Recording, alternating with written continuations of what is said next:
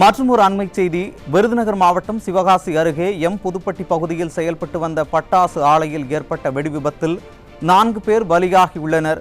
இவ்விபத்து குறித்த கூடுதல் தகவல்களை செய்தியாளர் விக்னேஷ் வழங்க கேட்கலாம். வணக்கம் விக்னேஷ், கூடுதல் விவரங்களை வழங்கலாம். சிவகாசியை மையமாக கொண்டு 1200க்கும் மேற்பட்ட பட்டாசு ஆலைகள் செயல்பட்டு வருகிறது. இந்த நிலையில் சிவகாசி அருகே புதுப்பட்டி அருகே ராஜரத்தினம் என்பவருக்கு சொந்தமான பட்டாசு ஆலையில் திடீர் வெடிவிபத்து ஏற்பட்டது.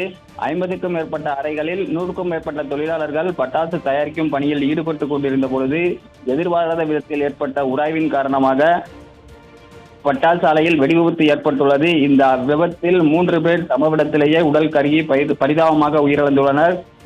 மேலும் 3 பேர் காயங்களுடன் சிவகாசி அரசு மருத்துவமனையில் சிகிச்சைக்காக அனுமதிக்கப்பட்டுள்ளனர். விபத்து ஏற்பட்ட இடத்தில் தீயணைப்புத் துறையினர் மீட்பு பணியில் ஈடுபட்டு வருகின்றனர். இவ்விபத்து தொடர்பாக காவல்துறையினர் வழக்கு பதிவு செய்து விசாரணை நடத்தி வருகின்றனர்.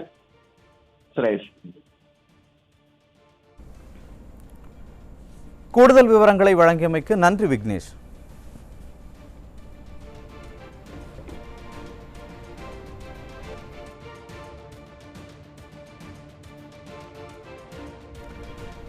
விருதுநகர் மாவட்டம் சிவகாசி அருகே புதுப்பட்டி பகுதியில் செயல்பட்டு வந்த பட்டாசு ஆலையில் ஏற்பட்ட வெடிவிபத்தில் 4 பேர் பலியாகியுள்ளனர். அதனை அண்மை செய்தியாக பார்த்து வருகிறோம்.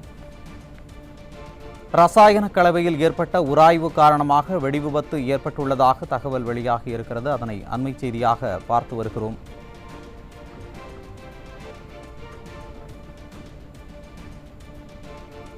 புதுப்பட்டி பகுதியில் 50 அறைகளுடன் செயல்பட்டு வந்த பட்டாசு ஆலையில் வெடிவிபத்து ஏற்பட்டிருக்கிறது. இதில் 4 பேர் பலியாகியுள்ளனர். அதனை அண்மை செய்தியாக பார்த்து வருகிறோம்.